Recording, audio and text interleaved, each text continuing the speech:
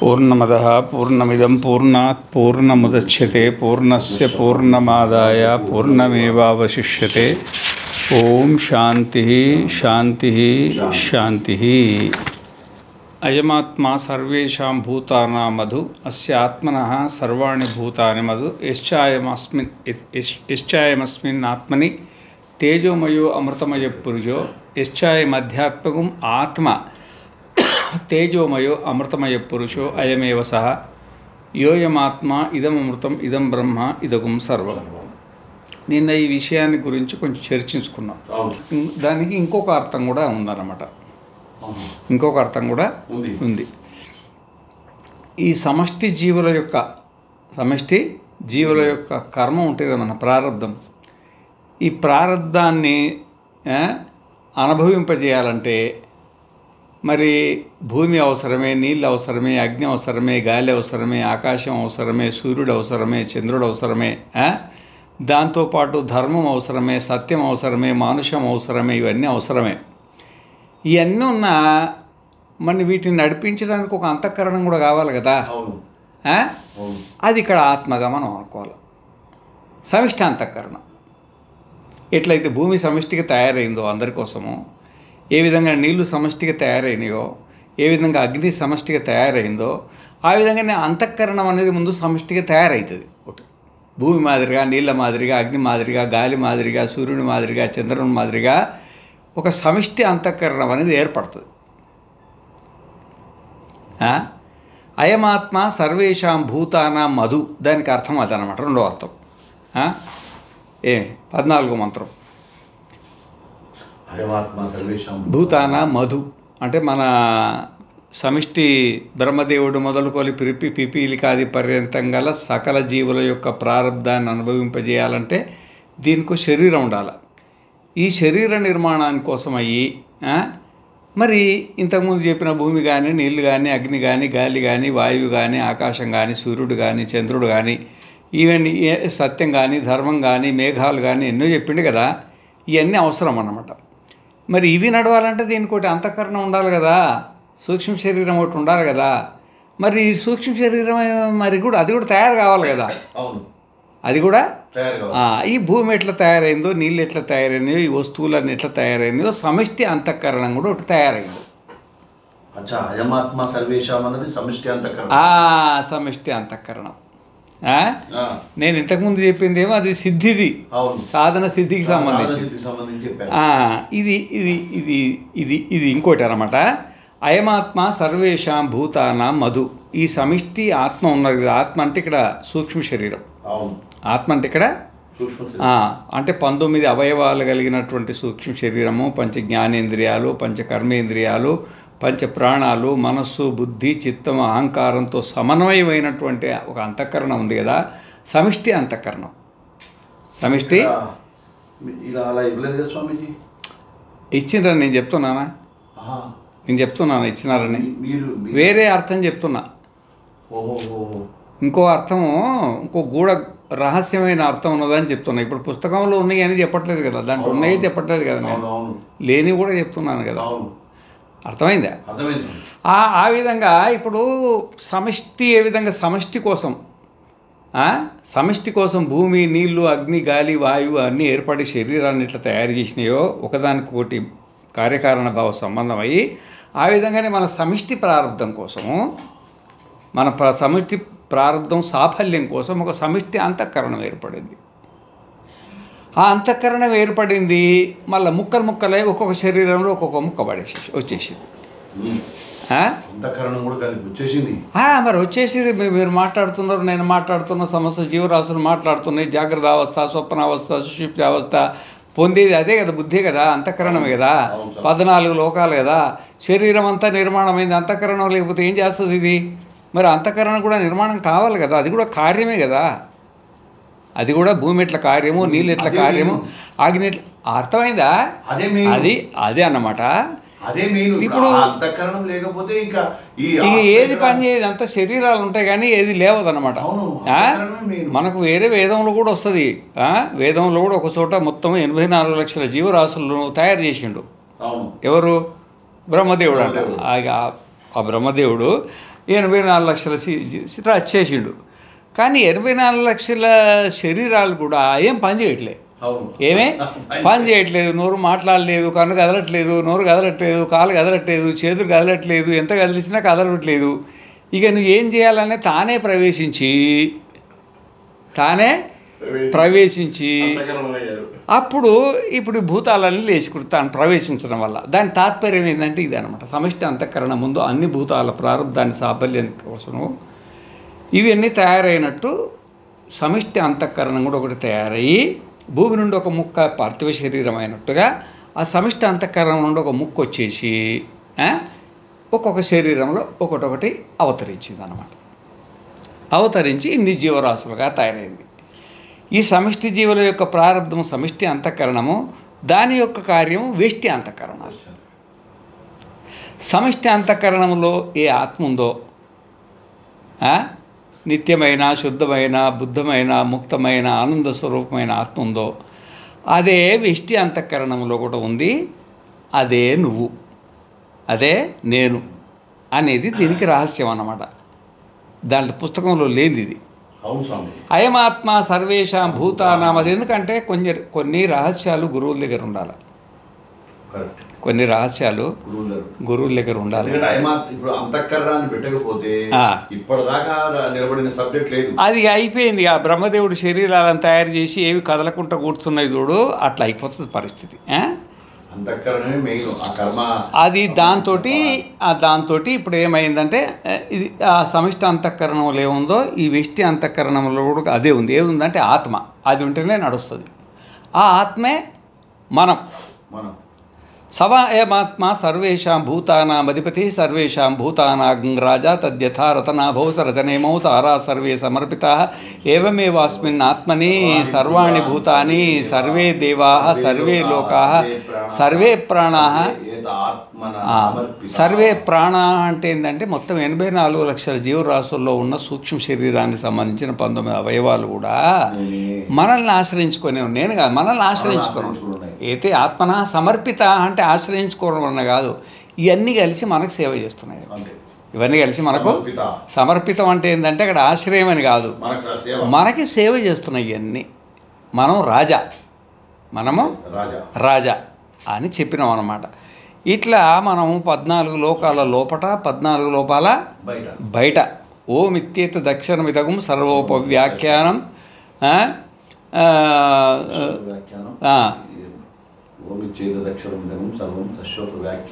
భూతం భవత్ భవిష్యదితి సర్వం ఓంకార ఏవ యచ్చాన్యత్ త్రికాల అతీతం.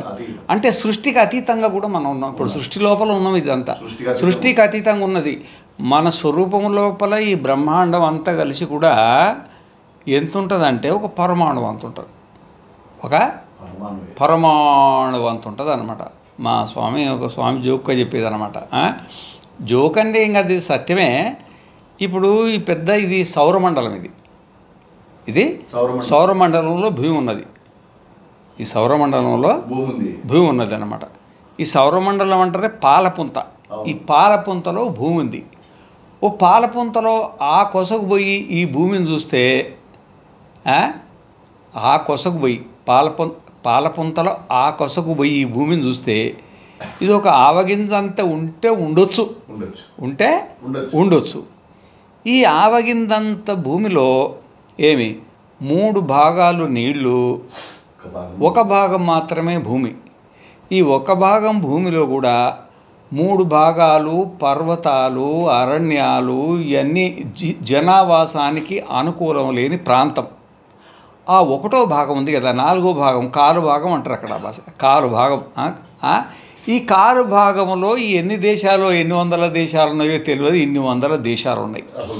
మరి ఇన్ని వందల దేశాలలో భారతదేశం అనేది ఆవగింజలో ఏ మూలకు వస్తుంది? ఈ భారతదేశంలో తెలంగాణ ఏ మూలకు వస్తుంది? ఆ తెలంగాణలో హైదరాబాద్ ఏ మూలకు వస్తుంది? హైదరాబాదులో వనస్థలిపురం ఏ మూలకు వస్తుంది? ఆ వనస్థలపురంలో బిఎన్ రెడ్డి నగర్ ఏ మూలకు వస్తుంది? ఆ బిఎన్ రెడ్డి నగర్లో విశ్వనాథ క్షేత్రం ఏ మూలకు వస్తుంది? విశ్వనాథ క్షేత్రంలో ఈ 2వ అంతస్తు ఏ మూలకు వస్తుంది? ఈ 2వ అంతస్తులో ఈ మూల గది ఏ మూలకు వస్తుంది? ఈ మూల గదిలో కుర్చీలో ఏ మూలకు వస్తుంది, కుర్చీలో నేను ఏ మూలకు వస్తా, నా లోపల ఉన్న అంతఃకరణం ఏ మూలకు వస్తుంది. గింత చిన్నవాడికి అంత అహంకారం ఎందుకయ్యా బాబు, ఒకసారి ఆలోచించుకో, నీకు అహంకారం చచ్చిపోతుంది అని ఒక జోకుగా మా గురువులు అట్లా చెప్పేదన్నమాట. నువ్వు ఇట్లా అహంకార పడబోక నీ స్వరూపం ఏందో ఒకసారి నువ్వు సృష్టి ఎదురుగా పెట్టుకొని చూసుకో, పెద్ద గీత కింద చిన్న గీత పెట్టి చూస్తే నీ గీత పొడుగు ఎంతో తెలుస్తుంది. అసలు గీత పాలపుంత గీత మొత్తం ఆడికిడికో పాలపుంతలో గీత గీసేస్తే నువ్వు ఏ పాయింట్లో ఉన్నావు చూసుకో అని అనేదన్నమాట.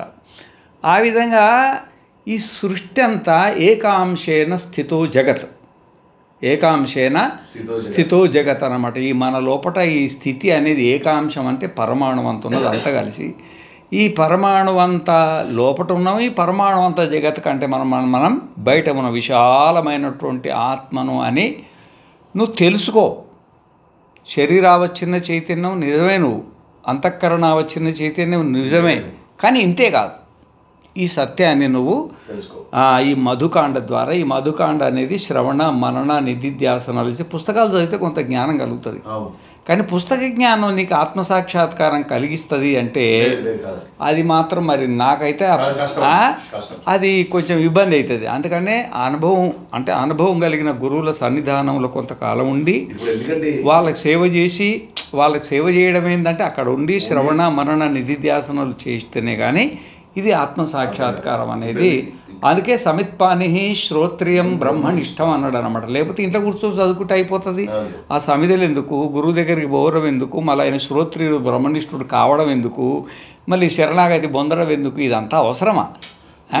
నేను అడుగుదాం అనుకున్నాను స్వామీజీ, ఎందుకంటే మీరు మొత్తం సత్యం ధర్మం అన్నీ తీసుకొచ్చి చెప్పారు, ఈ అంతఃకరణాన్ని వదిలేశారు. అసలు అంతఃకరణానికి బేస్ ఏమిటి స్వామీజీ అది కూడా చెప్పండి అర్థం అనుకున్నాను. మీరు ఇప్పుడు చెప్పింది ఇది 100% కరెక్ట్. అదే అన్నమాట. అర్థమైందా? భాష్యంలో లేని విషయం చెప్పే గుర్తుపెట్టుకో. భాష్యంలో లేని విషయం ఇది. కొన్ని అది దొరకదు నీకు, దొరకదు. ఇప్పుడు క్లియర్ అయిపోతుంది. ఇప్పుడు ఇక జ్ఞానంలో ఎక్కడ కూడా నీకు లోపం అనేది మనకు కలగదన్నమాట. ఈ జ్ఞానం కలిగిన తర్వాత సమష్టి వ్యష్టి అంతఃకరణంలో ఉండేది ఎన్ని ఆత్మలు ఉన్నాయి? అదే నేను. ఈ విషయం ఒకటి నువ్వు అవగాహన చేసుకున్నావు అనుకోండి, అవగాహన చేసుకొని ఇక నువ్వు సాధన అంటే దీంట్లో ఉండడానికి మల విక్షేప ఆవరణ దోషాలు ఉంటాయి అంతఃకరణం లోపల, అది ఉండనిస్తాయి ఓ మొఖాన. దానికి ఏం సాధన చేయాలని కొంచెం ముందు పోయిన తర్వాత ఉంటుంది దానికి సంబంధించింది. ఇంకా దీంట్లో కొన్ని రహస్యాలు ఉన్నాయి. సాయత్రాయమాత్మ అణిమాణం నేతి జరయావా ఉపతపతావా అణిమాణం నిగచ్చతి తద్యథాంబరంబ ఉదుంబరంబ పిప్పలంబ బంధనాత్ ప్రముచ్యత అని చెప్పిండు కదా. దాని తర్వాత మూడో మంత్రం ఉంటుంది కదా ఇంకోటి, దాని తర్వాత వచ్చేది మూడో మంత్రం ఉంటుంది. అంటే దీంట్లో మనకు ఇప్పుడు ఈ శారీరక బ్రాహ్మణంలో మొదటి మంత్రం ఉంటుంది. సాయత్రమాత్మ అబల్యం నేత్య సమ్మోహం ఇవ నేతి అథ ఎనమేతే ప్రాణ అభిసమాయంతే సా ఏతాస్ తేజోమాత్రా అభిసంపద్యమాన హృదయమేవ అన్వక్రామతి సా ఎత్రే చాక్షుషు పురుష పర్యావర్తతే అత అరూపజ్ఞో భవతి అన్నాడు కదా. దాంట్లో మొట్టమొదటి అంటే సాయత్రాయమాత్మ అబల్యం నేత్య. సాయత్రాయం ఆత్మ అంటే ఇక్కడ రెండు అర్థాలు, స్థూల శరీరము సూక్ష్మ శరీరం. అబల్యం నేత్య జరయావా ఉపతపతావా అన్నాడు అనమాట. జరయావా ఉపతపతావా. మరి ఈ ఉపతపత మనకి ఎందుకు రావాల్సి వచ్చింది? ఇది ఎందుకు రావాల్సి వచ్చింది? దీని వెనక రహస్యం ఏంటున్నది అనేది మనకు ఇంకా కొద్దిగా రహస్యం ఉన్నది. ఈ రహస్యంలో నేను కొంచెం చెప్పి ముందుకు పోతా, అంత చెప్పడానికి ఇప్పుడు కుదరదు. అది ఇప్పుడు మీకు ఒక మనసు ఉంది, నాకు ఒక మనసు ఉంది, ప్రతి జీవికి కూడా ఒక మనసు ఉంది. ఈ మనస్సుకు ఆధారం ఏది? మనస్సు అన్న అంతఃకరణం ఒకటే కదా, ఆత్మ కదా. కాదు, అదేమో సర్వాత్మది. అది సర్వాత్మ.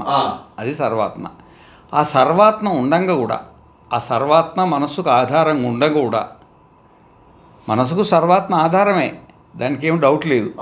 అది ఉండంగా కూడా మరి శరీరానికి అంటే ఈ మనస్సుకి ఇంకో ఆధారం కావాలి. మనసుకు ఇంకో ఆధారంగా, లేకపోతే అది ఆధారం ఏందో తెలుసా మీకు? మీకు తెలుసా? తెలీదు మీకు. శరీరం ఆధారం. శరీరం లేకపోతే మనసు పని. అర్థమైందా? శరీరం దానికి ఆధారం. ఆ మనసుకు శరీరం ఆధారం. అర్థమైందా? సరే, శరీరం ఆధారం. మరి శరీరానికి ఆధారం ఏది? మనస్సు. ఎందుకంటే శరీరం, మనస్సు లేకపోతే శరీరం ఉండదు. ఇది పరస్పర ఆధారం. సరే, ఇప్పుడు శరీరానికి మనసు ఆధారమైంది, మనస్సుకు శరీరం ఆధారం, పరస్పరం ఆశ్రయించుకొని ఉన్నాయి. ఈ శరీరం నుండి మనస్సు వెళ్ళిపోతే ఇది శవం అయిపోతుంది. ఈ శరీరం లేకపోతే ఇది ఏమి సుఖ దుఃఖాలు అనుభవించలేదు. ఇక మన ఈ ఆత్మ అంటే మనం ఉండడానికి ఇంక తాత్పర్యం లేదు. ఇక అర్థమైంది కదా? సరే, శరీరానికి మనస్సు ఆధారం, మనస్సుకు శరీరం ఆధారం. ఈ రెండింటి కలిసి ఆధారం ఏది మరి? ఆత్మే కాదు, ఆత్మ సర్వాధారమే, అది ఉండే ఉంటుంది. అహంకారమా? కాదు, అహంకారం బుద్ధిలో భాగమే కదా, బుద్ధే కదా అది. మీకు తెలియదుగా. కాదు, కర్మ మా బుద్ధిలోనే ఉంటుంది కదా, బుద్ధి స్వరూపమే కదా. తెలియదు మీకు. అది క్లియర్గా వెళ్ళిపోతే తొందరగా అయిపోతుంది. అదే మనస్సుకేమో, అదే బుద్ధి, మనస్సుకేమో శరీరం ఆధారం, శరీరకేమో మనస్సు కాదు. ఈ రెండిటికి ప్రాణం ఆధారం. ఈ రెండిటికి ప్రాణం ఆధారం. ఈ ప్రాణం లేకపోతే ఈ శరీరం ఉండదు, ఈ శరీరం ఉండదు, ఈ మనస్సు ఉండదు. రెండు లేచిపోవాల్సిందే. ఇది ఇక్కడ పోతుంది, అక్కడ పోతుంది. అర్థమైందా?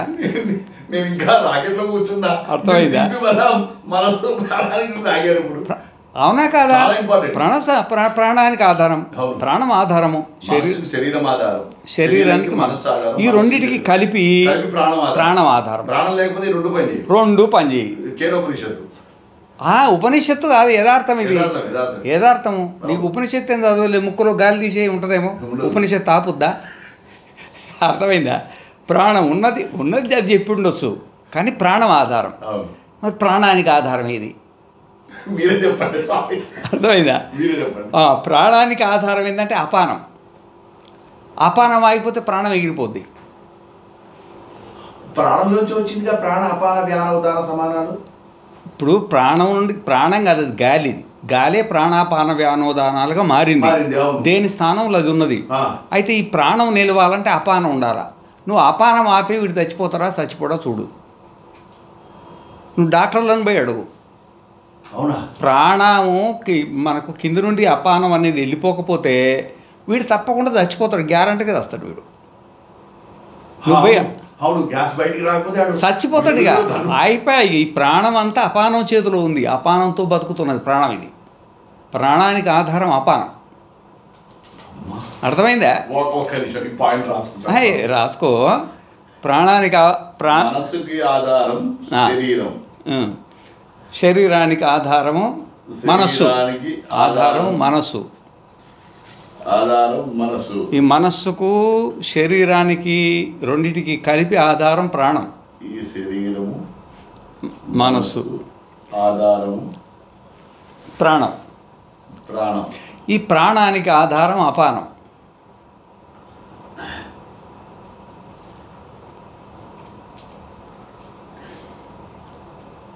అపానానికి ఆధారం చెప్పేది ఉండండిగా. ఇప్పుడు అపానం మామూలుగా అపాన వాయువు అంటే కార్బన్ డైఆక్సైడ్ అవుతారు. కార్బన్ డైఆక్సైడ్ అది పైకి పోతుందా కిందికి పోతుందా చెప్పండి? కార్బన్ డైఆక్సైడ్ మామూలుగా కిందికి పోతుంది. కార్బన్ డైఆక్సైడ్ ఆక్సిజన్ బరువు ఉంటుంది, పైకి పోతుంది కదా. మరి ఆ అపానం అనేది నోట్లో నుండి రాకుండా కిందికి ఎందుకు పోతుంది? అది కిందికి ఎందుకు పోతుంది? అది ఒక్క ప్రాణైనా బతుకుతుందా? ఒకవేళ అపానమే నోటి నుండి వచ్చిందనుకో, నారాయణ అందరూ మోక్షానికి వెళ్ళిపోతారు. సమాధి తీసుకొని వైరాగ్యం కలిగి. అర్థమైందా? అర్థమైందా? ఎంత ప్రమాదం అది. అసలు కార్బన్ డైఆక్సైడ్ అనేది తేలిక, ఆ తేలికైంది కింద నుండి పోవడం ఏంది, పైకి రావాలి కదా, దాని ధ్యాగ ఉంది కదా.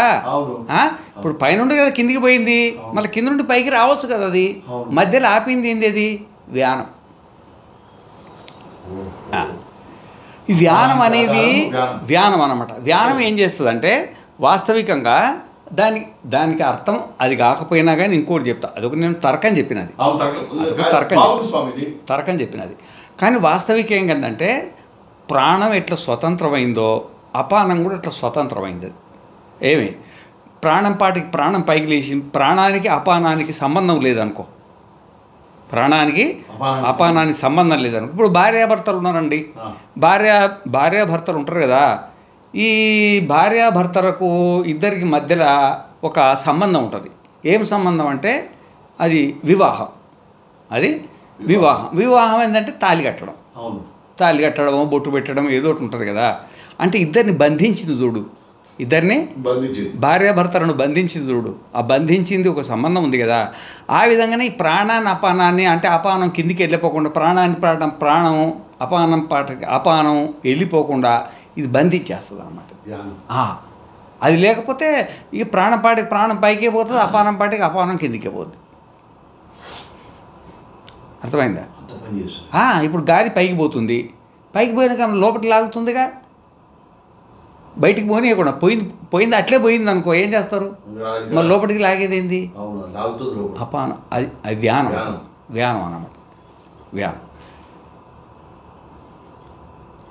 ఈ ప్రాణాన్ని అపానాన్ని. ఇప్పుడు కొంతమంది మన వ్యవహారంలో కూడా అయ్యో ఆయన కింది ప్రాణాలు కిందికే, పైన ప్రాణాలు పైకే పోయినాయి అంటారు చూడండి. సరిపోయినప్పుడు కింది ప్రాణాలు కిందికే, పై ప్రాణాలు పైకే పోయినాయి అంటే వ్యాన విచ్ఛేదం అయిందన్నమాట. అక్కడ ఆ రెండింటిని బంధించేది ఉంది కదా. అయితే ఈ మనస్సుకు శరీరం ఆధారం, శరీరానికి మనస్సు ఆధారం, రెండింటి కలిసి ప్రాణం ఆధారం, ప్రాణికి అపానానికి ఆధారం, అపానానికి వ్యానం ఆధారం. ఈ వ్యానాన్ని నిలబెట్టేది ఏంది, వ్యానం కూడా జడమే కదా, జడమే కదా. మరి దీన్ని నిలబెట్టేది ఏంటంటే ఉదానం. దీన్ని నిలబెట్టేది ఉదానం. ఉదానం అంటే మనకు దగ్గులు వస్తాయి కదా, తుమ్ములు వస్తాయి కదా పైకి, అది జారిపోకుండా ఈ ఉదానం అనేది దాన్ని బంధించేస్తుంది అన్నమాట. దేన్ని, ఆ వ్యానాన్ని ఉదానం బంధిస్తుంది అన్నమాట. అయితే ఈ ప్రాణ అపాన వ్యాన ఉదానాలకు ఆధారం ఏంది, సమానం.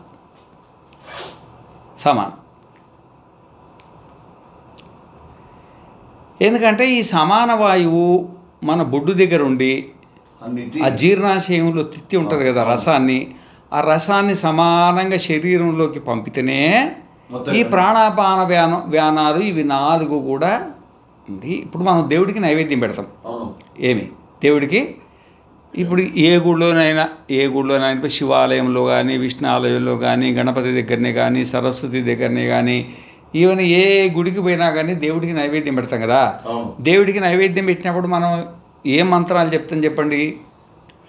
ఓం భూర్భువస్వః తత్సవితుర్వరేణ్యం భర్గో దేవస్య ధీమహి ధియో యో న ప్రచోదయాత్ ఓమాపో జ్యోతిరసోమృతం బ్రహ్మ భూర్భువస్వరోం సత్యం త్వరతేన పరిశించామి అమృతమస్తు అమృతోపస్తరణమసి స్వాహ దేవత్వస్య సవితుః ప్రసవేష్ణోర్బాహుభ్యాం పూష్ణోస్తాభ్యాం.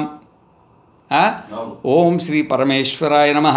ఏదో ఆడ దేవుడు ఉంటే ఆ దేవుడు చెప్తారు. ఓం విఘ్నేశ్వరాయ నమః అన్న తర్వాత ఏమంటారు చెప్పండి. ఇక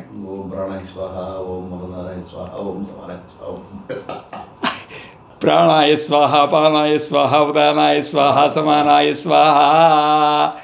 ఎక్కడన్నా ఏ పూజలన్నా ఇదేనా. ఇప్పుడు విష్ణు మారుతాడు, శివుడు మారుతాడు, సర్వదేవతలు మారుతారు అన్నమాట. ఈ ప్రాణాపాన వ్యానోదానాలు ఎందుకు మారుతారేమంటే అవి ఉంటేనే ఏ దేవుడన్నా పనిచేస్తాడు. దీంట్లో ఉండేది పరిశుద్ధానంద దేవుడు, దాంట్లో ఉండేది రాజు దేవుడు, ఆడుండేదే బ్రహ్మదేవుడు, కింద ఉండేదే ధర్మరాజు దేవుడు. 84 లక్షల దేవుళ్ళు ఉన్నారు ఈడ. ఈ 84 లక్షల దేవుళ్ళ లోపల వీళ్ళు బతికి ఉండాలంటే ప్రాణ అపాన వ్యాన ఉదాలు ఈ పంచవాయువులు ఉన్నాయి కదా, ఈ పంచవాయువులు పుష్టిగా ఉండాలి. అయితే ఈ సమాన వాయువు ఉంది కదా, ఈ సమాన వాయువు ఏం చేస్తుంది అంటే మనం తిన్న ఆహారాన్ని పద్ధతి ప్రకారంగా పెద్ద అవయవాలకు ఎక్కువ, చిన్న అవయవాలకు తక్కువ, పద్ధతి ప్రకారంగా. ఏమి అది ఇష్టం ఉన్నట్టు పంపింగ్ చేసింది అనుకో, ఇష్టం ఉన్నాళ్ళు పంపింగ్. ఇప్పుడు చూడండి, ఇప్పుడు బీజేపీ వచ్చింది అనుకో, బీజేపీ వాళ్ళకి అన్ని పదవులు ఇస్తారు. ఏమి కాంగ్రెస్ వచ్చింది అనుకో, కాంగ్రెస్ వాళ్ళకే ఎక్కువ పదవులు ఇస్తారు. కమ్యూనిస్ట్ ఉంటే కమ్యూనిస్ట్ వాళ్ళకే పదవులు వస్తారు, మిగతా వాళ్ళంతా బలహీనం అయిపోతారు. మరి సమాన వాయువు అట్లా పక్షపాతం చేసింది అనుకో, ఓ కన్ను లావు అవుతుంది, ఓ కన్ను సన్నం అవుతుంది, ఓ మూతి వంకర అవుతుంది, ఓ సక్కన అవుతుంది, ఓ చేయి లావు అవుతుంది, ఓ చేయి పుట్టిగా అవుతుంది. ఎంత శరీరము అష్టావక్రుడు లేక, అష్టావక్రుడు కాదు అష్టాదశ వక్రుడు అయిపోతాడు వీడిగా. అర్థమైందా? అందుకనే సమానంగా ఎంతకెంత కావాలో అక్కడ దైవం ఉంది, అక్కడ దైవం. సరే, ఇప్పుడు ఒకదానికొకటి సమాన వాయువు ఉండబట్టే మిగతా 4 వాయువులు జీవిస్తున్నాయి. ఆ మిగతా 4 వాయువులు ఉండబట్టే ఈ శరీరం నిలబడుతుంది. శరీరం నిలబడ్డది కాబట్టి మనస్సు నిలబడుతుంది. మనస్సు ఉన్నది కాబట్టి మనం శుభాశుభ కర్మలు చేస్తున్నాం అన్నమాట. మరి సమానం దేంతో నిలబడి ఉంది? మిగతా 4 వాయువులకు సమానం ఆధారం కదా. మరి సమాన వాయువుకి ఇంకా ఆధారం ఏముందాడా? దానికి ఆధారం ఏంటండి? అదే రహస్యం అన్నమాట. ఆ రహస్యం అనేది ఇప్పుడు చెప్పడం కుదరదు. ఈ సృష్టి అనేది అట్లుంది. ఈ సృష్టి అనేది అట్లుంది. ఒక సమాన వాయువుని తీసేసేయండి, సమాన వాయువుని తీసేస్తే ఏమవుతుంది? ఇక మొత్తం మిగతా అంతా మొత్తం ఇక అయిపోయి చనిపోవాల్సింది, ఇంకేముండదు. ఇక శరీరంలోకి రసం వెళ్ళలేదనుకో, రసం వెళ్ళకపోతే ఏం చేస్తుంది? ప్రాణాలు బలహీనమవుతాయి. ఇంద్రియాలు బలహీనమై ఇంద్రియాలు మనస్సులో చేరినట్టు ప్రాణాలు బలహీనమై ప్రాణాలు మనస్సులో చేరేసి వెళ్ళిపోతాయి. ఇప్పుడు హితనాడులలో రసాలు ఉండదు కదా, ఆ రసం లేకపోయేప్పటికీ అది ఉండదు, ఎగిరిపోతుంది. అది ఏంటంటే మనస్సు, నీ మనస్సు కానీ నా మనస్సు కానీ ఎగిరిపోతుంది. ఈ సమానం దేంతో నడుస్తున్నది? సమానికి ఆధారం అనేది అది చిద్రహస్యం. ఇది చిదంబర రహస్యం, చిద్రహస్యం అంటారు కదా. ఇది ఎప్పుడైనా సందర్భం ఉన్నప్పుడు చెప్తా. ఇదొక సందర్భం. యథా జరయావా ఉపతపతావా అన్నాడు కదా, జరయావా ఉపతపతావా. జరయా ఉపతపత ఎందుకు వచ్చిందంటే ఈ సమాన వాయువు వల్ల. సమాన వాయువు పంపింగ్ చేయడం తగ్గించేస్తుంది. అది నువ్వు తిన్నా పంపింగ్ చేయదు, అది తిన్నా పంపింగ్ చేయదు, ఉండేదంతా దాంట్లోనే. చెరువుల్లో నీళ్ళున్నా పంపు చేయకపోతే బయటికి రావు కదా. ఆ విధంగానే సాయత్రాయమాత్మ అబల్యం నేత్య. మరి ఎందుకు బలహీనపడింది శరీరం, మనస్సు? దీనికి కారణం ఏంది? సమాన వాయువు. అసలు కీలకం ఏంది? సమాన వాయువు. అది ఇప్పుడు డాక్టర్లు మనం బెడ్ మీద మండబెడితే ఒకవేళ మనకు ఆహారం జీర్ణశక్తి లోపిస్తే సెలైన్లు ఎక్కిస్తారు, సెలైన్లు ఎక్కిస్తారు. మరి సెలైన్లు ఎక్కించిన సెలైన్ల నుండి మనకు ఆ సెలైన్లు అన్నీ కూడా మళ్ళీ జఠరాగ్నికి పోవాల్సిందే. ఆ జఠరాగ్ని నుండి పంపు కావాల్సిందే. అది పంపే చేయదు. వీళ్ళు సెలైన్లు ఏం చేస్తే సెలైన్లు అట్లే ఉంటారు, అయ్యగారు ఎగిరిపోతారు. సెలైన్లు వీళ్ళు ఎన్ని పెట్టి ఎన్ని ఎక్కిస్తారో ఎక్కియండి, వీళ్ళు ఇష్టం ఉండండి ఎక్కియండి. మరి మందులు లేక వస్తున్నారా జనాలు? పెద్ద పెద్దోళ్ళు కోటేశ్వర్లు వస్తున్నారు, డాక్టర్లు లేక వస్తున్నారా? లేకపోతే హాస్పిటళ్ళు లేక వస్తున్నారా? మందులు లేక వస్తున్నారా? డబ్బులు లేక వస్తున్నారా? సమాన వాయువు ఉంది కదా, ఆ సమాన వాయువు దగ్గర నిలబడింది సృష్టి మొత్తం. మీరు చిన్నగా తీసుకోపోకండి విషయం. సృష్టి మొత్తం అంతా సమాన వాయువు దగ్గర నిలబడ్డది అనమాట. ఆ సమాన వాయువు దేని మీద నిలబడ్డదనే చిదంబర రహస్యం ఎప్పుడైనా సమయ సందర్భం ఉన్నప్పుడు అది అది అది కొంచెం వ్యవహారం ఉంటుంది అన్నమాట. ఇది ఏమి అయితే ఈ విధంగా మనము చనిపోయినప్పుడు శరీరం బలహీనమైపోయి మనస్సు బలహీనమైపోయి, అంటే ఆ మనస్సుకు ఆహారం అనేది దొరకక ఈ ఇప్పుడు అప్పుడు ఏమవుతుందంటే, ఎట్లయితే ఇంద్రియాలు బలహీనమైపోయి మనస్సులో చేరుతాయో అట్లే ప్రాణ ఆపాన వ్యానోదాన సమాలు కూడా బలహీనమైపోయి అన్ని బుద్ధిలోకి చేరినప్పుడు అప్పుడు ఏకీభవతి న పశ్యతి ఇత్యాహుర్ ఏకీభవతి న జిగ్గరతి ఇత్యాహుర్ ఏకీభవతి నా రసయితి ఇత్యాహుర్ ఏకీభవతి న వదతి ఇత్యాహుర్ ఏకీభవతి న శృణోతి ఇత్యాహుర్ ఏకీభవతి న మనత ఇత్యాహుర్ ఏకీభవతి న స్పృశతి ఇత్యాహుర్ ఏకీభవతి న విజానాతి ఇత్యాహు తస్య హైతస్య హృదయస్యాగ్రం ప్రద్యోతతే. ఆ హృదయం అనేది బయలుదేరడానికి సిద్ధంగా ఉన్నదన్నమాట. ఏమి అందుకనే ఇప్పుడు మన వీడియో ఉంది కదా, ఆ వీడియోలో ఓ పక్క అగ్ని లెక్క ఉంటుంది, అది హృదయం అన్నమాట. దాంట్లో సుడిగుండం తిరుగుతుంటుంది, అది కర్మ. దాని మీద జ్యోతి ఉంటుంది, అది బుద్ధి. ఈ కర్మ అనేది అంత మిక్స్ అయ్యి ఇక బుద్ధి లేస్తుంది అనమాట, పైన లేచిపోతుంది, అంతఃకరణం అక్కడ నుండి లేస్తుంది. అది ఆ వీడియోలో ఉన్న రహస్యం. అది అర్థమైంది కదా. బుద్ధిలో కర్మ, ప్రద్యోతతే అన్నాడు కదా. తేన ప్రద్యోతేన ఏష ఆత్మ నిష్క్రామతి. ప్రద్యోతనం ఏంటంటే కర్మలన్నీ సుడిగుండం మాదిరి. ఏష ఆత్మ నిష్క్రామతి. ఇంతకుముందు ఏమో జ్యోతి కింద ఉండేది, ఇప్పుడు పైకి లేచేసింది, మధ్యలో ఒకటి తిరుగుతున్న సుడిగుండం, అది కర్మ. ఇంకా కర్మకు ఈ జ్యోతికి అంతఃకరణానికి సంబంధం ఉంది. అంటే హృదయాకాశానికి కింద ఉండేది హృదయాకాశం, హృదయ పద్మం, హృదయ పద్మం. ఆ హృదయ పద్మంలో బుద్ధి, అది హృదయ పద్మంలో ఇవన్నీ ఇప్పుడు ఈ సుడిగుండాలు మనం చేసుకున్నటువంటి ఈ జన్మ, ఈ పరజన్మ అని సుడి తిరుగుతున్నది కదా, అది సుడి. ఆ సుడి నెత్తిలో ఏమున్నది, దీపం ఉంది. ఆ దీపమే బుద్ధి అన్నమాట. ఇక బుద్ధి అనేది బయలుదేరడానికి సిద్ధంగా ఉన్నదని ఆలోచించి పెట్టిన దాని ఆడ. అర్థమైందా.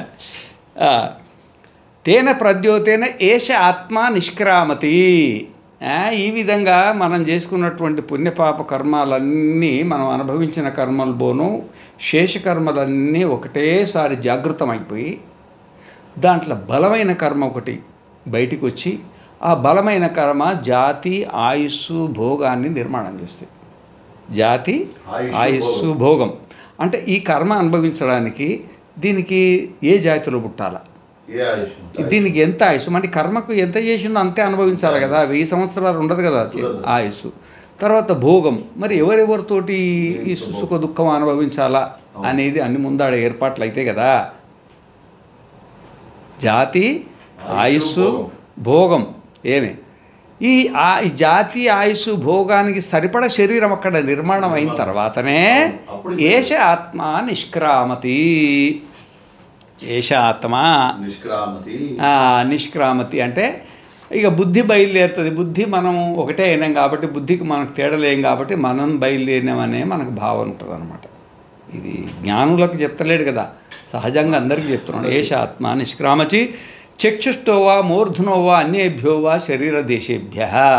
ఏమి అది వచ్చేప్పుడేమో శరీరంలోకి ఒకటే తిరిగి వస్తుంది, సహస్రారం నుండి వస్తుంది. అది సహస్రారం నుండి. ఇప్పుడు చూడండి, మనం చిన్నపిల్లలు ఉంటారు కదా, చిన్నపిల్లల శరీరం అంతా గట్టిగా ఉంటుంది, కానీ మాడు ఉంటుంది కదా, ఆ మాడు చాలా మెత్తగా ఉంటుంది. ఎందుకంటే మనం దాంట్లో ప్రవేశించింది 5 నెలలు పూర్తి అయిన తర్వాత. 5 నెలలు పూర్తి అయిన తర్వాత 5 నెలల వరకు అది బొక్కనే ఉండింది, అది రంధ్రం ఉండింది. దాంట్లో మనం ప్రవేశించినాం కదా, ప్రవేశించిన తర్వాత 6, 7, 8, 9 4 నెలలు వరకు ఆడ మాంసం అది నిండిపోతుంది అనమాట. అంటే దాని తాత్పర్యం ఇంకా 5 నెలలు అయితే కానీ గట్టి కాదు అది. మన ప్రవేశం, మన జీవాత్మ ప్రవేశం ఏమో సహజంగా అంతఃకరణ ప్రవేశం అందరికీ సమానంగానే ఉంటుంది. శరీరంలో ప్రవేశించేప్పుడు బ్రహ్మరంధ్రం కూడా సుషుమ్న నాడిలో ప్రవేశిస్తాం మనం. కానీ బయలుదేరేది అట్లా ఉండదు. ఇక చక్షుష్టోవా మూర్ధనోవా అన్యేభ్యోవా శరీర దేశేభ్య. నువ్వు చేసుకున్నటువంటి సత్వరజస్తమ గుణాల కర్మ వల్ల నువ్వు చేసిన కర్మను బట్టి మరి కొంతమంది కళ్ళ గుండె వెళ్ళిపోతారు, కొంతమంది చెవుల గుండె వెళ్ళిపోతారు, కొంతమంది ముక్కు గుండె వెళ్ళిపోతారు, కొంతమంది నోరు గుండె, ఇక నవరంధ్రాల గుండె వెళ్ళిపోతారు. ఎవరైనా ఒక మహాయోగి ఉంటే బ్రహ్మరంధ్రాన్ని ఛేదించుకొని వెళ్ళిపోతారు. ఆయన బ్రహ్మరంధ్రాన్ని ఛేదించుకొని వెళ్ళిపోతారు. చిన్న రంధ్రం పడుతుంది, ఆ చిన్న రంధ్రం అనేది మనకు దొరకదు. అది చనిపోయిన తర్వాత కూడా ఇంత పెద్దగా ఇట్లా బాంబు బ్లాస్ట్ చేసినట్టు ఏముండదు. ఆ చిన్న రంధ్రం అటు బయటికి వెళ్తారు అన్నమాట. ఇక దాని గురించి నాకు తెలియదు, అది దాని గురించి నాకు అంత తెలియదు. కానీ ప్రయాణ విషయం అన్నమాట. ఈ ప్రమాణ విషయము దశమద్వారం నుండి యోగులు వెళ్తారు, జ్ఞాని వెళ్ళడం వల్ల అది యోగుల వరకే. అది యోగుల వరకు ప్రాణాపాన వ్యానోదాన సమాన వాయువులను బంధించి ప్రాణాయామం ఉంటుంది కదా, ప్రాణాయామం ద్వారా ప్రాణాన్ని బంధించి శరీరాన్ని త్యాగం చేస్తారు చూడు, అది ఒక విద్య అనమాట. దాన్ని హఠయోగం అంటారు. ఏమంటారు? హఠయోగం. యోగ దర్శనంలో రాసిన ఇది.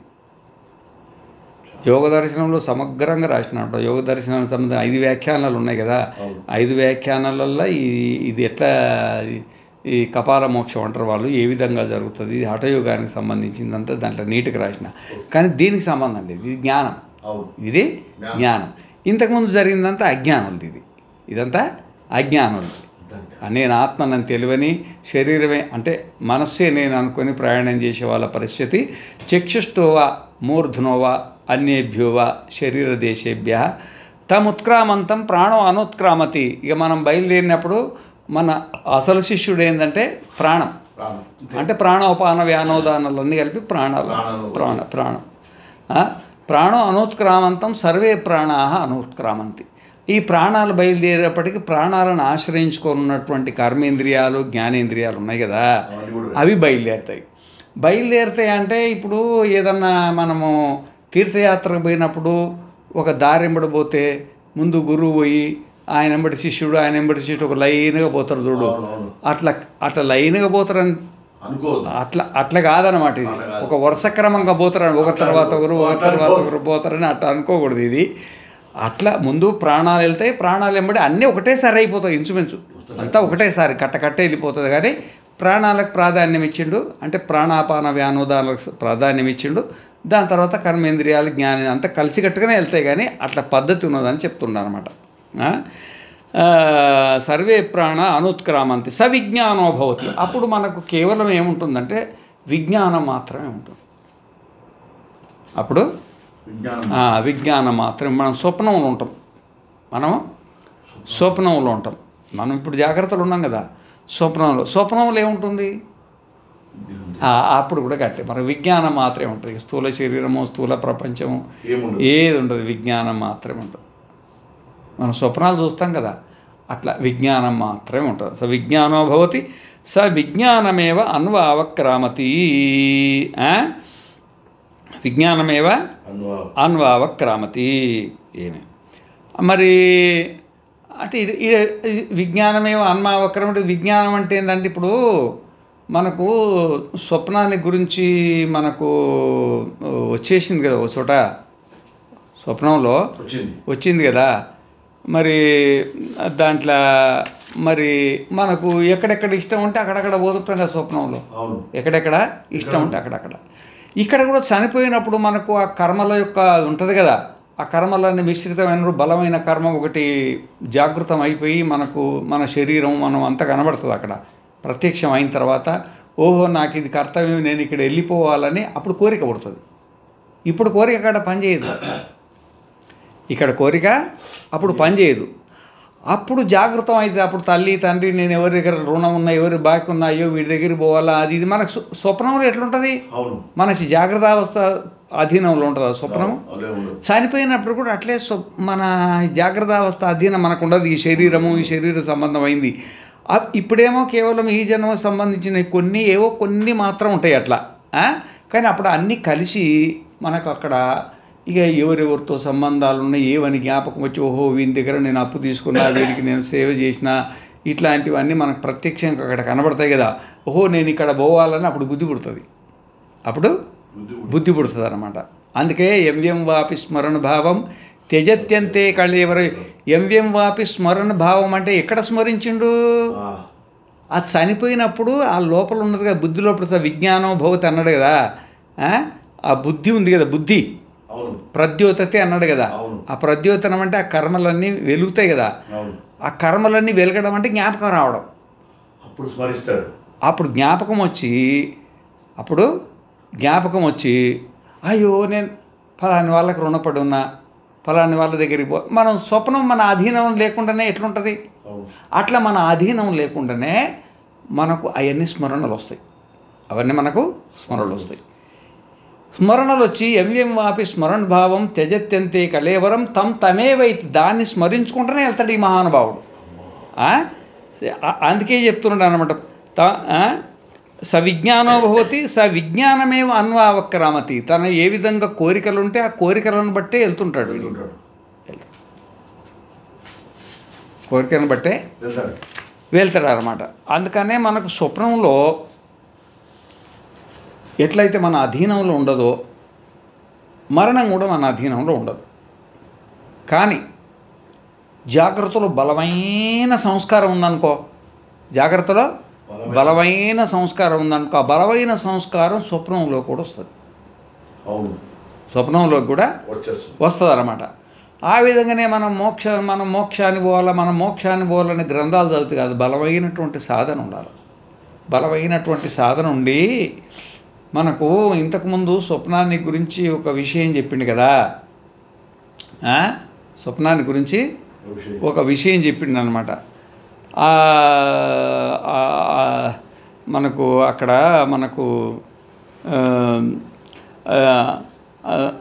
యోజం విజ్ఞానమయ ప్రాణేషు హృద్యంతర్జ్యోతి పురుష స సమాన సన్ ఉభౌ లోకా వనసంచరతి ధ్యాయతి వా లీలాయతి వా సహి స్వప్నో భూత్వా ఇమం లోకం అతిక్రావతి మృత్యోరూపాణీతి సవా అయం పురుషో జాయమాన శరీరమభిసంపద్యమాన పాపంభి సంసృజ్యతే సా ఉత్క్రామణ మ్రియమాణ పాపనో విజాతి తస్య వా ఏతస్య పురుషస్య ద్వే ఏవ స్థానే భవత ఇదంచ పరలోకస్థానంచ సంధ్యం తృతీయకం స్వప్నస్థానం తస్మిన్ సంధి స్థానే తిష్టన్నేతి ఉభే పశ్యతి ఇదంచ పరలోకస్థ అథ యథాక్రమోయం పరలోకస్థానే భవతి తమ ఆక్రమే ఉభయాన్ పాప్మానః ఆనందాశ్చ పశ్యతి సా యత్ర స్వపితి అస్య లోకస్య సర్వావతో మాత్రం అపాదాయ స్వయం విహత్య స్వయం నిర్మాయ స్వేన దోష అత్రాయం పురుష స్వయం జ్యోతిర్భవతి.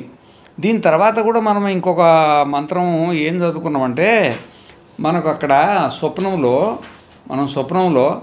సర్వాత్మమైతం. మనము సర్వాత్మ యథా దేవైవ రాజేవ అహమేవ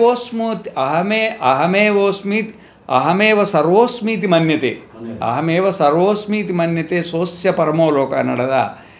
అహమేవ సర్వోస్మీతి మన్యతే అనేది ఎక్కడది? స్వప్నంలో.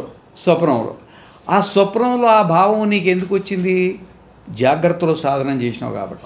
జాగ్రత్తలో సాధన చేసేసి మిగతా సంస్కారాలను నిర్బీజం చేసి, మిగతా సంస్కారాలు అంటే మిగతా కర్మలన్నీ నిర్బీజం చేసి కేవలం ఇప్పుడు చేసిన సాధన మాత్రమే, సర్వాత్మభావ సాధన మాత్రమే మిగిలిందో, ఆ మిగులున్నది ఇంకేమి లేకపోతే అదొక్కటే ఉంటే అదొకటే కదా వస్తుంది. ఇక ఆ విధంగా మనం చనిపోయేప్పటికీ మన లోపలున్న మరి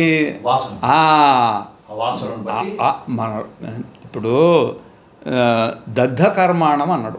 దగ్ధ కర్మాణం, జ్ఞానాగ్ని దగ్ధ.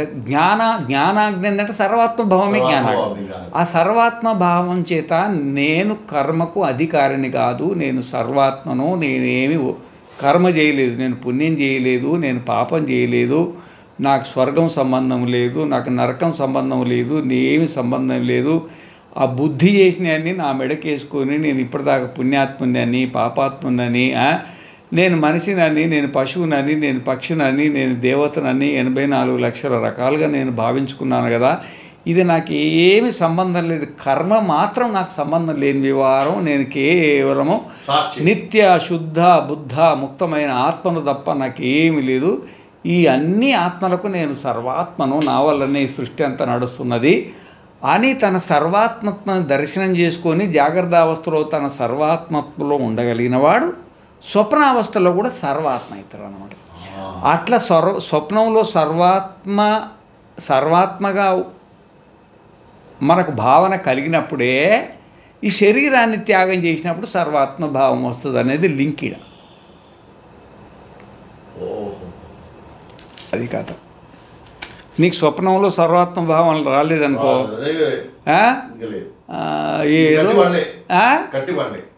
అర్థమైందా? నీ స్వప్నంలో అది కూడా స్వప్నంలో కూడా ఏదో 1 రోజు 2 రోజులు కాదు, నువ్వు ఎన్ని రోజులు పడుకుంటావో జ్ఞానం కలిగిన తర్వాత అన్ని రోజులు స్వప్నంలో నీ సర్వాత్మభావం వచ్చిందనుకో, అది ఏది ప్రతిరోజు ఇదే ఏదో ఒకటి కలిసి గంగవుడులో నడుచుకుంటూ పోతూ మాట్లాడుకుంటున్నాం. ఈరోజు పొద్దున మీతోటి ఎందుకంటే బుద్ధితోటి తాదాత్మ్యం ఉంది కదా, నేను బుద్ధిని అనుకుంటున్నా కదా. ఈ బుద్ధి తాదాత్మ్యాన్ని శ్రోత్రియం బ్రహ్మనిష్టం గురువు సన్నిధానంలో ఉండి, గురువుల సన్నిధానంలో ఉండి ఈ మధుకాండను శుభ్రంగా చక్కగా అధ్యయనం చేసి గురువు దగ్గరనే దాన్ని పట్టు దొరికించుకొని, దీన్ని పట్టు అంటే మొలక తీసుకోవాలి, చెట్టు మొలక తీసుకొని పట్టు తీసుకొని ఆ మొలకను తీసుకుపోయి మళ్ళీ బయటికి పోయి దాన్ని నాటి పోషించుకోవాలి. ఆ విధంగానే గురువు దగ్గర సాధన కొంచెం పట్టు దొరికించుకొని మళ్ళీ ఏకాంతే సుఖమాశ్చితాం పరతరే చేత సమాధితాం ఏదో ఒక దగ్గర కూర్చొని చెట్టు కిందనో పుట్ట కిందనో ఎక్కడో చోట కూర్చొని మరి అప్పుడు ఆ సర్వాత్మ భావాన్ని పొందాలి. ఆ సర్వాత్మ భావాన్ని పొందే కదా శ్రీకృష్ణ పరమాత్మ విశ్వరూపాన్ని చూపించగలిగిండు. విశ్వరూపాన్ని చూపించగలిగిండు, లేకపోతే ఎట్లా చూపించగలుగుతాడు? సర్వాత్మభావం విషయం వస్తే ఇంకొక విషయం చెప్తా నీకు. ఇప్పుడు గ్రంథాలల్లో వేదాంత సారం అని చిన్న గ్రంథం ఉంది. దానికి సదానంద యోగీంద్రుడు అని ఒక ఆయన రాశాడు. అయితే ఆ సదానంద యోగీంద్రుడు ఏం చేసిండంటే ఒకసారి ఒక నదీ తీరాన పోతుండు. ఆయన ఒక చోట ఉండేవాడు కదనమాట. భిక్షాటన చేసుకుంటే ఆయన సన్యాసం ఏం తీసుకోలే. ఆయన సదానంద యోగీంద్రుడు అన్నాడు కదా. యోగీంద్రుడు అంటే సాధన చేసేవాడని ఏమి సదానంద అని పేరు. ఇంకా సన్యాసం కాడో నాకైతే తెలియదు కానీ నేను అనుకుంటున్నా ఆ పేరును బట్టి దాన్ని బట్టి నేను అనుకుంటున్నా సన్యాసం. ఇప్పుడు మోక్షానికి సన్యాసం సాధన అవుతుంది, అదే సాధన కాదు, కేవలం అదే సాధన కాదనమాట. సాధననే అది, కానీ అదే సాధన కాదు. దానికి ఇంకా సదానంద యోగీంద్రుడు అయితే ఆయన ఏం చేసిందంటే ఒకరోజు ఇట్లనే ఒక ఊరు తర్వాత ఒకరికి ఎందుకంటే ప్రేమ బంధాలు ఏర్పడ్డాయి అనుకోండి, ఆ జడపరుతుడి పరిస్థితి వస్తుంది. భాగవతంలో జడపరుతుడి పరిస్థితి ఎట్లా వస్తుందో ఈ మనస్సు అనేది సహజంగా ఎట్లుంటుందంటే చాలా చపలమైంది. దాని సంస్కారం చాలా గట్టిగా ఉంటుంది. మా గురువుగారు కథ చెప్పేవాడు. అయితే ఒక ఆయన బెస్తోళ్ళు ఆయన సన్యాసం తీసుకున్నాడు. అయితే గురువుగారు చెప్పిండు, మరి స్వామి నేను ఏం చేయాలంటే, అరే నీకు బెస్త సంస్కారం చాలా ఉంది, నువ్వు దీన్ని తీసేయాలంటే నేను అహమే వేదకము సర్వోస్మితి అంతటా పరమాత్మనుడు, ఆ పరమాత్మనే నేను అట్లా ఆత్మభావనతో నువ్వు సంచారం చేస్తుండు. ఏ ఊర్లోనైనా ఒక రాత్రికి మించి ఉండొద్దు, ఏ మనిషితోటైనా ఒక నిమిషానికంటే ఎక్కువ మాట్లాడొద్దు, అది కూడా ఈ పద్ధతిగా మాట్లాడాలా అని అన్నీ మంచిగా అనిపించింది నాకు. ఇది 3 సంవత్సరాలు వ్రతం పెట్టిండు అనమాట. ఇంకా ఒక 2 రోజులు అయితే వ్రతం అయిపోతుంది. ఇక ఆ దారెంబడి పోతున్నాడు. ఒక ఊరు తర్వాత ఒక ఊరు, అది గురు ఆత్మజ్ఞానం కావాలన్న పరిశ్రమ ఉంది కదా. ఆ పరిశ్రమ కోసం పోతూ ఉంటే ఆ పక్కన ఇట్లా ఒక నది ఉంది. ఆ నది ఒడ్డున ఒక తాబేలు బయటకు వచ్చింది పొద్దున్నే. ఆ చిన్నపిల్లలు ఉన్నారు కదా, బయటకు వచ్చి ఆ తాబేలు చూసిండ్రు. తాబేలు చూసి దాన్ని చంపుదామని, వాళ్ళకి చంపితే ఏమొస్తుంది ఇదంతా తెలియదు, దాన్ని చంపుదాము తీసుకొచ్చి తిందాము ఉంటాయి కదా, సంస్కారాలు ఉంటాయి కదా. దాన్ని తల ఒడు కర్ర తీసుకొని చేతితోటి కొడుతున్నాడు అనమాట. కొడుతుంటే ఈయన కొంచెంసేపు చూసిండు. అది పిల్లలు చూడు ఎంత అమాయకులు. ఆ తాంబేలు అది పైన పొచ్చే ఉంటుంది కదా, దాన్ని ఎవడు ఏం చేయలేడు కదా, తెలియదు కదా అమాయకుడు. అరే పిల్లలారా, అది దాని మీద పొచ్చే ఉంటుందిరా, దాని మీద పొచ్చే ఉంటుంది, అది బోర్లు వేస్తే సావదు, ఎల్లెంకలు వస్తే సస్తుందిరా అన్నాడు. ఇక్కడ జరిగింది ఏంది? బెస్త సంస్కారం అయిందా? ఇది సంస్కారం మాట్లాడు, జరిగిన ఘటన వదిలిపెట్టేయి. ఇప్పుడు మరి వచ్చేసింది కదా. ఆ విధంగానే జాతి సంస్కారం ఒకటి ఉంటుంది. ఆయన బెస్త, మన బ్రాహ్మణులం అనుకోండి, ఎవరికి వాళ్ళకు ఉన్నాయనుకోండి, సంస్కారం ఏడిపోతుంది. గురువు దగ్గర సన్యాసం తీసుకొని 3 సంవత్సరాలు ఆయన ఇట్లా ఊరు తర్వాత ఊరు తిరిగిన ఆ సంస్కార బలం ఎట్లుంటుంది అంతుంటుంది. ఆ విధంగానే సదానంద యోగీంద్రుడు ఆయన మంచి పండితుడు.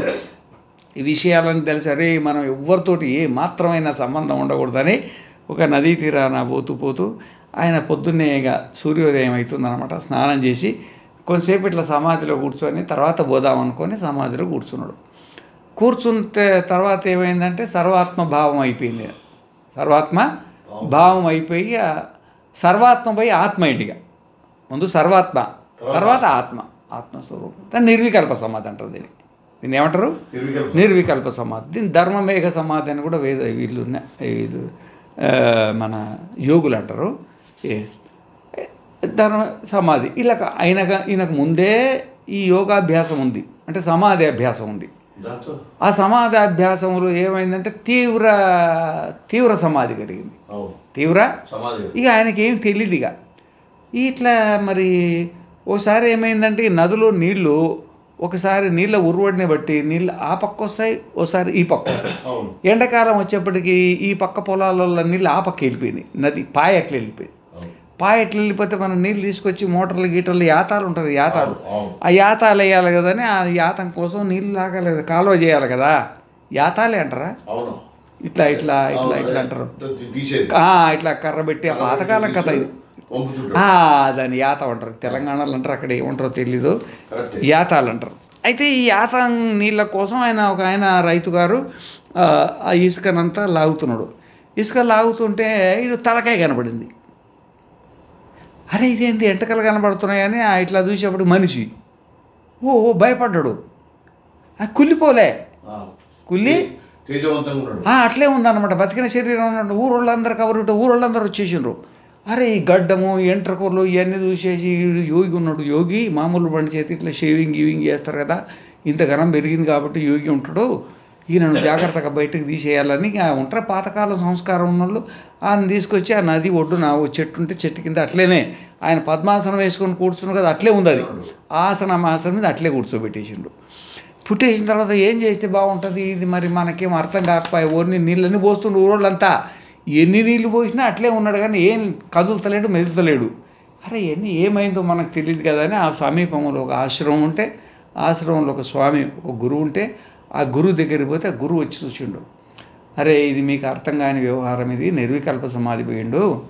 మరి నిర్వికల్ప సమాధిలో మరి ఆ మనస్సు అనేది సహస్రారంలో చేరిపోయింది, అది సహస్రారంలో చేరిపోయింది. మిగతా 6 చక్రాలకు సంబంధం లేకుండా అయిపోయింది, సహస్రారంలో చేరిపోయిండు. మరి నన్ను మనం ఏం చేస్తుంది, ఎన్న తీసుకురండి, ఎన్న నెత్తిలో పెడితే, నెత్తిలో పెడితే మరి జీవుడు ఏడుంటాడు, వేడిగా ఉంటుంది కదా, ఆ ముద్ద నెత్తి మీద పెడితే అది మెల్లమెల్లగా చల్లారి కిందికి ఒత్తేస్తుంది. దాన్ని ఆ సహస్రారం నుండి కిందికి ఒత్తేస్తే మళ్ళీ సుషుమ్న నాడికి వచ్చేసి జాగ్రత్త స్వప్న సుషుప్తులలో మళ్ళీ మామూలు అయిపోతుంది. ఆయన మహా తెలిసిన ఉన్నాడు ఆయన. వాళ్ళు గబగబా ఊళ్ళోకి పోయేసి మంచి చల్లటి అవన్నీ వెన్న తీసుకొచ్చి నెత్తి మీద పెట్టారు అనమాట. నెత్తి పెట్టేపటికి ఒక 15, 20, 30 నిమిషాలకు మెల్లగా మళ్ళీ సుషుమ్న నాడిలోకి అంతఃకరణం ప్రవేశించిన తర్వాత మళ్ళీ ఈ జాగ్రత్త స్వప్నం జాగ్రత్తగా వచ్చేసిండు. జాగ్రత్తగా వచ్చేసేపటికి ఏమన్నది, అంతా జనాలే ఉన్నారు, అంతా జనాలే ఉన్నారు. ఇక ఈయన కళ్ళు తెరిసేపటికి ఇంకా ఓ స్వామి ఇంకా భజనలు తాండవం చేస్తున్నారు అన్నమాట. వీళ్ళు తాండవం చేస్తున్నారు. అరే ఏం జరిగింది అని వీళ్ళతో తెలుసుకున్నాను అనుకోండి, తెలుసుకుంటే వీళ్ళ పైన నాకు అభిమానం కలుగుతుంది. అభిమానం మళ్ళ జన్మకు దారి తీయొచ్చు, అభిమానము మళ్ళ జన్మకు దారి తీయొచ్చు అని లేచి ఒక్కరితోటి మాట్లాడకుండా అటే వెళ్ళిపోయిందంట. ఒక్కలంటే ఒకరితో మాట్లాడకుండా, ఎవరిని చూడకుండా చక్కగా అటే వెళ్ళిపోయిందంట. ఇది కావాల నిస్సంగత్వం. సత్సంగత్వే నిస్సంగత్వం అంటారు, ఇది నిస్సంగత్వం. సదానంద యోగీశ్వరుడు అనమాట. ఈ విధంగా మనకు అక్కడ దేవైవ రాజేవ అహమేవోస్మీతి అహమే వేదగుం సర్వోస్మీతి మన్యతే సోస్య పరమోలోక అని స్వప్నావస్థల గురించి మనం మాట్లాడుకున్నాం కదా. అది మనకు రోజు కలగాల, మనకు రోజు కలగాల. స్వప్నావస్థలో రోజు కలిగిందనుకో, అప్పుడు మరణ సమయంలో ఇక అదే ఉంటుంది. ఇప్పుడు అర్థమైందా? ఇక స్వప్నావస్థలో నీకు ఈ ప్రపంచం కనబడినన్ని రోజులు నువ్వు మనం ఎంత శంకర భాష్యాన్ని అభ్యాసం చేసినా, ఎంత ప్రస్థానత్రయాల అభ్యాసం చేసినా, ఏం అభ్యాసం చేసినా మన సాధన అనేది ఎంత జరగాలో అంత జరగలేదు అని మనం అర్థం చేసుకొని సరిపడ సాధన చేసి మనం రోజు స్వప్నం లోపల అహమే వేదకం సర్వోస్మీతి మన్యతే అని తన స్వస్వరూపం అనేది రోజుకు రోజు స్వప్నావస్థలో నీకు దర్శనమైందంటే రాబోయే ముక్తి ఎట్లుంటుందో నేను చెప్తా. ముక్తి రహస్యం ఉంటుంది, అతి రహస్యమైంది అది. అక్కడ ఆ స్థితి మనకు కలుగుద్ది అనమాట. ఇది కేవలము ఇక్కడ మరి సవిజ్ఞానో భవతి సవిజ్ఞానమేవ అన్వావక్రామంతి సవిజ్ఞానమేవ అన్వావక్రామంతే. విజ్ఞానం ఏంటంటే స్మృతి, విజ్ఞానం ఏంటంటే స్మృతి. మనకు స్వప్నంలో వచ్చేది ఏంది? స్మృతులే కదా అన్నీ. ఈ జన్మ ఈ పరజన్మ కొన్ని కల్పనలు ఉంటాయనుకో, కానీ చనిపోయినప్పుడు కల్పనలు ఏం పనిచేయి, మొత్తానికి మొత్తం స్మృతులే ఇకంతా. ఆ స్మృతులలో బలమైంది స్మృతి వచ్చింది, అరే వీడు మా నాయన నేను రుణపడున్నా అని అనుకుంటే వెళ్ళిపోతారు అన్నమాట. ఇవి మళ్ళా ఇతను ఎంబడి సవిజ్ఞ తం విద్యాకర్మణి సమభ్యారభేతే. తం విద్యాకర్మణి, తం విద్య అంటే ఉపాసన అంటారు. ఉపాసన అంటే ఏంది? ఉపాసన దేన్ని ఉపాసన అంటారు? ఇక ఉపాసన అంటే ఇప్పుడు ఉపనిషత్తులు ఉపాసన చేయడం, లేకపోతే కర్మ ఉపాసన చేయడం, ఇవి మొత్తం అన్నీ వస్తాయి అంటారు కదా. అది ఉపాసననే. కానీ ఉపాసన ఏంటంటే దుకాణం, ఇప్పుడు వైశ్యుడు ఉందనుకో అతని ఉపాసన దుకాణం అమ్మడం. రాజకీయం ఉందనుకో రాజకీయం ఆయన ఉపాసన. ఈ ఉపాసనలు ఎన్ని రకాలు ఉన్నాయి అనుకుంటున్నారు మీరు? ఓ కోటి కోసం కోటి విద్యలు ఉన్నాయి కదా, కోటి ఉపాసనలు ఉన్నాయన్నమాట. వీడు తన విద్యలో తన నిష్ణాతుడు ఎంత ఉపాసన చేస్తాడు. ఎన్ని కులవృత్తులు ఉన్నాయి, ఎన్ని కర్మవృత్తులు ఉన్నాయి, అన్ని ఉపాసనలే. ఇప్పుడు మనం ఏదైతే ఉపనిషత్తులు పారాయణం చేస్తున్నామో, జపము ధ్యానం చేస్తున్నామో, ఇది ఉపాసనే. కానీ ఇది ఉపాసన కాదు కదా, ఇది మనకు ఉపాసన. ఇది మనకు ఉపాసన. ఎంతమంది ఒంటింట్లో వంట అమ్మగారులది ఉపాసన వేరే ఉంటుంది. దాని ఉపాసన ఎట్లా చేస్తారు? పొద్దున ఇడ్లీ ఎట్లా చేయాలా, సాంబార్ ఎట్లా చేయాలా, వడ ఎట్లా చేయాలా, పాయసం ఎట్లా చేయాలా, ఏది ఎంత వేయాలా, ఏది ఎట్లా ఉండాలా, ఎంత ఉపాసన చేస్తే ఆ ఉపాసన సిద్ధి కలిగితే వంట చేస్తారు. మామూలు వ్యవహారం అది. ఓ సర్పంచ్ది ఒక ఉపాసన, మండలాధ్యక్షుడిది ఒక ఉపాసన, ఎమ్మెల్యేది ఒక ఉపాసన, ఇంకా ఎన్ని వృత్తులు ఉన్నాయో, రియల్ ఎస్టేట్ చేసేది ఒక ఉపాసన, ఇండ్లు కట్టించేవాళ్ళది ఒక ఉపాసన. ఇప్పుడు బజార్లకు వెళ్తుంటే ఎన్ని దుకాణాలు ఉంటాయి చెప్పండి. ఈరోజు బేగం బజార్కి వెళ్ళాము, అసలు ఎన్ని రకాల దుకాణాలు ఉన్నాయి దాంట్లో. ఎవడు ఉపాసన వాడదే. అది అన్నమాట విద్య కర్మడి. మరి ఆ ఉపాసన చేసుకుంటూ దానికి సంబంధించిన కర్మ చేస్తారు కదా, పుణ్యపాపాలు. దాంట్లో కర్మలో నిష్ణాతులు అయ్యకుండా పుణ్యపాపాలు చేస్తారు కదా. ఏమి పాపాలు చేస్తారు కదా, అది తం విద్యాకర్మని సమభ్యారభేతే. దీంతో పాటు పూర్వప్రజ్ఞాచ, పూర్వప్రజ్ఞ అంటే పూర్వజన్మలో చేసుకున్న సంస్కారాలన్నీ, ఆ ప్రజ్ఞ కూడా వస్తుంది అన్నమాట. పూర్వప్రజ్ఞ అంటే సంస్కారం. అంటే పూర్వప్రజ్ఞ అంటే ఏంటంటే మనము భోగం అనుభవిస్తున్నాం కదా, సుఖదుఖాల అనుభవం ఉంది కదా, సుఖదుఖాల అనుభవం ఉంది. ఆ సంస్కారం కూడా వస్తుంది. మనం ఏదైతే సుఖదుఖాలు అనుభవిస్తున్నామో పూర్వప్రజ్ఞ అంటే మనము బతుకున్న కాలంలో సుఖదుఖాలు అనుభవించినాం కదా, ఆ సుఖదుఖాలు అనుభవించిన సంస్కారం ఉంది కదా, ఆ సంస్కారం అనేది మన ఎంబడి వస్తుంది. అది వస్తుంది. ఇప్పుడు దారెంబడి పోతుంటాం మనం. దారెంబడి పోతుంటే ఒక ఆయన గుడికి పోవాలనిపిస్తుంది, ఒక ఆయనేమో గుడికి పోవాలనిపిస్తుంది, ఇంకొకటికేమో బార్ షాప్ పోవాలనిపిస్తుంది, ఓనికేమో ఇడ్లీ తినాలనిపిస్తుంది, ఓనికి ఇంకోటి తినాలనిపిస్తుంది, ఓనికి ఇంకోటి చూడాలి. ఇది అంతే ఏంటిది? పూర్వప్రజ్ఞ. పూర్వజన్మలో అనుభవించింది కదా, అనుభవించిన సంస్కారం కూడా ఎంబడొస్తుంది. ఈ విద్యతో పాటు ఈ కర్మతో పాటు మన అనుభవం కూడా మన ఎంబడొస్తుంది అన్నమాట. అనుభవ ప్రజ్ఞ. ఇక నిన్ను ఏది వదిలిపెట్టింది చూడు, ఏది వదిలిపెట్టలేదు కదా. ఇది మనం ఈ శరీరం నుండి బయలుదేరినప్పటి పరిస్థితి, మన పరిస్థితి. ఈ పరిస్థితి ఎందుకు వచ్చిందంటే బుద్ధి నేను అని అనుకున్నందుకు బుద్ధి నేను అనుకున్నందుకు వచ్చినటువంటి సమస్య అన్నమాట. ఏమి అయితే ఈ విధంగా మనము ఇప్పుడు మనకు ఆత్మసాక్షాత్కారం కలగాలంటే మనము ఇప్పటి నుండే సాధన చేసి మనకు స్వప్నమే ఈడ మనకు తూకం. నువ్వు ఊహించుకుంటే నీకు మోక్షం రాదు. నాకు మోక్షం వచ్చిందని ఊహించుకుంటే కాదు. నీకు స్వప్నంలో సర్వాత్మభావం ఉందనుకో, స్వప్నం పూర్తయిన దాకా, స్వప్నం ప్రారంభం నుండి స్వప్నం పూర్తయిన దాకా నీకు సర్వాత్మభావం ఉందనుకో, నీకు ఇక మోక్షం అంటే రాదు. ఇక సర్వాత్మభావమే వస్తుంది. మోక్షం ఇంకా ముందు కథ ఉన్నది. ఇంకా ముందు సర్వాత్మ భావనకి ఎదికిన తర్వాతనే, సర్వాత్మ భావనకి ఎదికిన తర్వాతనే స్వాత్మ భావన వస్తుంది. స్వాత్మ భావన వస్తుంది. ముందు సర్వాత్మగా ముందు ఏకాత్మ ఉన్నావు కదా. నీ శరీరం ఎంత ఉన్నావో అంతే లేవు కదా. అన్ని శరీరాలు ఉన్నావు కదా, నువ్వు అన్ని భూతాలలో ఉన్నావు కదా. ముందు నువ్వు యథార్థ స్వరూపం తెలుసుకో. ఏ విధంగా శరీరంలో ఉన్నవో, ఏ విధంగా ఇంద్రియాలలో ఉన్నవో, ఏ విధంగా మనస్సులో ఉన్నవో, ఏ విధంగా అన్ని మనసులలో ఉన్నవో, ఏ విధంగా 14 లోకాలు ఉన్నాయో, ఏ విధంగా భూమిలో, నీళ్ళల్లో, అగ్నిలో, వాయువులు, ఆకాశంలో, నక్షత్రములు, సూర్యచంద్రులలో ఏ విధంగా ఉన్నవో ముందు ఈ సర్వాత్మ భావాన్ని నువ్వు నీ స్వరూపాన్ని ముందు నువ్వు సాక్షాత్కారం చేసుకో. నీ విశ్వరూపాన్ని నువ్వు సాక్షాత్కారం చేసుకో. నీ విశ్వరూపాన్ని సాక్షాత్కారం చేసుకున్న తర్వాత అప్పుడు నీ స్వరూప సాక్షాత్కారం, అప్పుడునే స్వరూప సాక్షాత్కారం. అందుకనే మనకు స్వప్నమే సరి అయినటువంటి నిదర్శనం. నీకు ఇంకా నీకు వేరే గురువు అవసరం లేక నీ స్వప్నంలో సర్వాత్మభావం వచ్చిందనుకో ఏమి ఇక నీకు తప్పకుండా మోక్షానికి దగ్గర ఒడ్డున్నట్టు లేక గోడ మీద ఉన్నట్టు ఇట్లంటే అవతల పడతావు, ఇట్లంటే అవతల పడతావు. నువ్వు సమాధి ఇచ్చిందనుకో, ఈ సమాధి ఉంటే నీకు సర్వాత్మభావం ఏంది, జాగ్రత్త స్వప్న సృష్టిలు 3 ఉంటాయి కదా. ఇప్పుడు సర్వాత్మభావం వేరే, సమాధి వేరే. సర్వాత్మభావంలో మనం ఉంటాం, ఇంకోటి ఉంటుంది ఏమి, సమాధిలో 3 ఉండవు. సర్వాత్మభావం ఉండదు, ఏ ఆత్మ అర్థమైందా? ఇది వేరే పరిస్థితి, కొంచెం ముందు పోయిన తర్వాత వస్తుంది ఇది.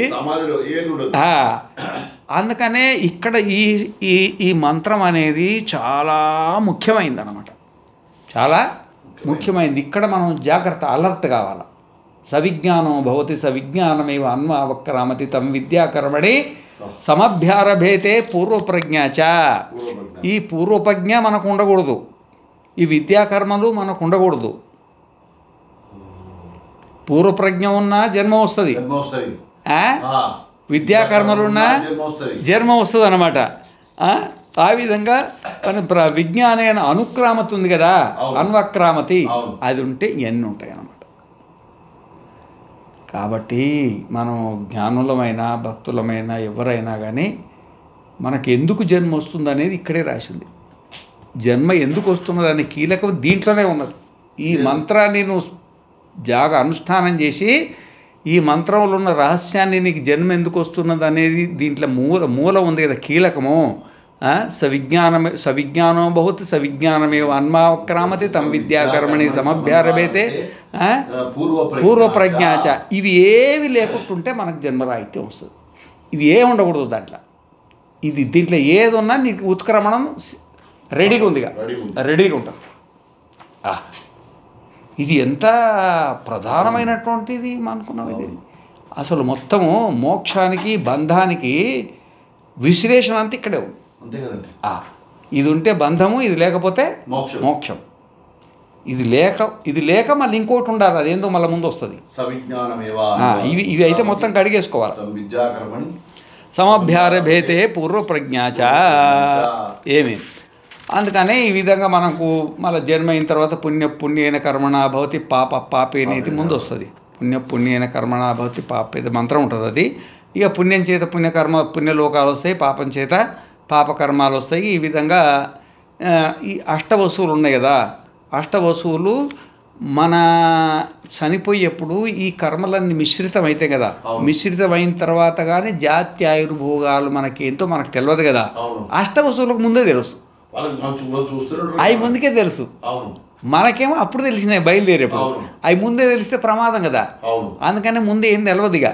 అది చనిపోయినప్పుడు మాత్రమే నీకు మొత్తం నీ శరీరము, నీ తల్లి ఎవరు, నీ తండ్రి ఎవరు, నీ పరిస్థితి మొత్తం స్వప్నంలో ఏ విధంగా స్వప్న ప్రపంచం నీకు ప్రత్యక్షమవుతుందో ఆ విధంగానే మరణ సమయంలో నువ్వు ఎక్కడ పడుతావో నీ ప్రపంచం ఏందని స్పష్టంగా దర్శనమైన తర్వాతనే ఈ మహానుభావుడు ఉత్క్రామతి బయలుదేరుతారు అనమాట. విద్యాకర్మణి సమభ్యారభేతే. అది కూడా ఎట్లా బయలుదేరుతుంది? తద్యథా అనహ సుసమాహితం ఉత్సర్జన్యాయాత్ ఏవమేవాయమ ఆత్మ ఏమి ప్రాజ్ఞేనాత్మన అన్వారూఢో ఉత్సర్జన్ యాతి ముందు చెప్పిండు కదా. మరి అది ఎద్దుల బండి రథం మీద సామాన్లు వేసుకొని కిటకిట కటకట అనేది ఆ బరువు మొయ్యలేకపోతుందో ఆ విధంగాలో మన జన్మాంతరాల కోట్ల కొద్ది జన్మలు ఉన్నటువంటి ఆ కర్మలు, ఆ కర్మ సంస్కారాలు, అది కిటకిట కటకట అనుకుంటా బండి బయలుదేరుతుంది. అర్థమైంది? అది మన పరిస్థితి అన్నమాట. ఏమి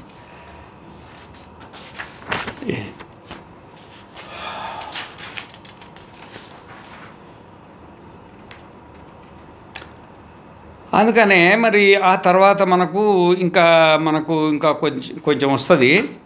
మనం ఈ శరీరం నుండి ఇంకొక శరీరానికి వెళ్తాం కదా. తద్యథా తృణజలాయుక తృణశాంతం గత్వా అన్యం ఆక్రమ్య ఆత్మానం ఉపసంహరతి ఏవమేవాయమాత్మ ఇదం శరీరం నిహత్య అవిద్యాం గమయిత్వా అన్యం ఆక్రమ్య ఆత్మానం ఉపసంహరతి. ఇప్పుడు మనం శరీరంలో ఇంత పెద్దగా ఉంటుంది, మరి రేపు దోమ అయితే మరి ఇంత పెద్ద నకశిక పర్యంతం ఇప్పుడు 6 ఫీట్లు ఉన్న వాళ్ళము, ఆ దోమ ఎంత ఉంటుంది? మరి దాంట్లో ఎట్లా దూరుతాం మనం? దాని పరిస్థితి ఏంది? దాని వ్యవహారం ఏంది? మరి ఈ శరీరం నుండి ఆ శరీరానికి ఎట్లా పోతాము? ఈ శరీరం నుండి బయలుదేరినాం ఈరోజుగా. ఈ శరీరం నుండి బయలుదేరినాం, అయిపోయింది. ఇక బయలుదేరుడు ఇంతవరకే అయిందిగా. ఏమేమి తీసుకుపోతున్నాము, ఎట్లా పోతున్నాము, దాని పద్ధతి అంతా అయిపోయింది. ఆ తర్వాత ఇంకొక శరీరంలోకి మనం ఎట్లా ప్రయాణం చేస్తాము అనే విషయాన్ని గురించి మనకు జలగను ఉదాహరణగా తీసుకొని, ఒక కంసాలని ఉదాహరణగా తీసుకొని ముందు చెప్తూ పోతున్నాడు అనమాట. మిగతాది మాట్లాడుకుందాం. పూర్ణమదః పూర్ణమిదం పూర్ణాత్ పూర్ణముదచ్యతే పూర్ణస్య పూర్ణమాదాయ పూర్ణమేవావశిష్యతే. ఓం శాంతి శాంతి శాంతి.